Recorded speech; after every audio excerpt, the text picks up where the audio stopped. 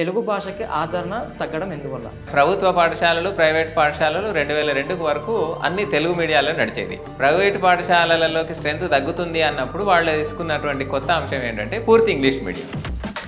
వాస్తవానికి ఇంకా తెలుగు అంతరించిపోతుంది అనేదాన్ని నేను అంగీకరించను. ఈ మధ్యకాలంలో ఇంటర్లో చూసుకుంటే కూడా మనకి సెకండ్ లాంగ్వేజ్గా సాంస్క్రిట్ ఎక్కువ తీసుకుంటున్నారు. కాలేజ్కి ర్యాంక్లో పరంగా సాంస్క్రిట్ ఎంచుకుంటున్నారు చాలామంది. అసలు తెలుగు భాష ఇంటర్ కాలేజీలలో ఇక్కడ కనబడతలేదు సార్. ఆ ఇంజనీరింగ్లో కానీ మెడిసిన్లో కానీ అప్పుడు నీట్ పరీక్ష లేనప్పుడు వెయిటేజ్ ఇచ్చేవాళ్ళు.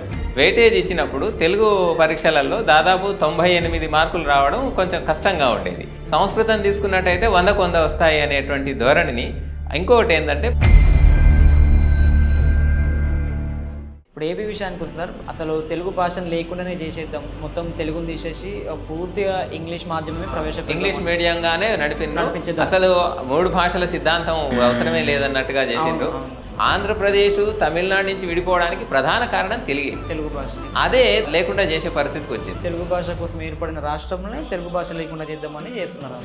దేశంలో మొట్టమొదటి భాషా ప్రయుక్త రాష్ట్రం, తెలుగు కోసమే ఏర్పడిన ప్రాంతం. పెద్ద బాల శిక్ష చదివినంటే మీరు పెద్ద చదివినట్టు ఫీల్ అవుతుంది. ఆ బుక్ యొక్క ప్రాముఖ్యత అట్లుండే. అసలు ఆ బుక్లో ఏముంటుండే సార్? భారత భాగవతాలు చదవాలంటే పెద్ద బాల శిక్ష చదవగలిగిన వాళ్ళు మహాభారతంలోని పద్యం చదవగలిగేవాళ్ళు. ఇప్పుడు వాళ్ళ డిగ్రీ చదువుకున్నప్పటికీ కూడా మహాభారతంలోని పద్యాన్ని మూలంలో నన్నయ్య భారతం, తిక్కన భారతంలోని ఒక పద్యం చదివి దాన్ని అర్థం చేసుకోలేరు. మళ్ళీ దానికి ఈ మధ్య తమిళనాడులో కూడా ఏదో ఉద్యమం కూడా జరుగుతుంది. కేంద్ర ప్రభుత్వం హిందీని కంపల్సరీగా అంటే జాతీయ భాషగా హిందీ చేస్తారు అనే ఒక వదంతి తీసుకొచ్చిండ్రు. కాకపోతే జాతీయ భాష అనేది భారతదేశంలో 22 భాషలకు ఆ హోదా ఉంది. భారతదేశంలో ఇంత తెలుగు ఆదరణ లేదని చెప్తున్నప్పటికీ హిందీ తర్వాత తెలుగే ఎక్కువ మాట్లాడతారు. పూర్తిగా రెండో భాషగా హర్యానా, గుజరాత్, ఈ మధ్య కాలంలో పంజాబ్లో కూడా రెండో భాషగా తెలుగును కూడా చేరడం జరిగింది.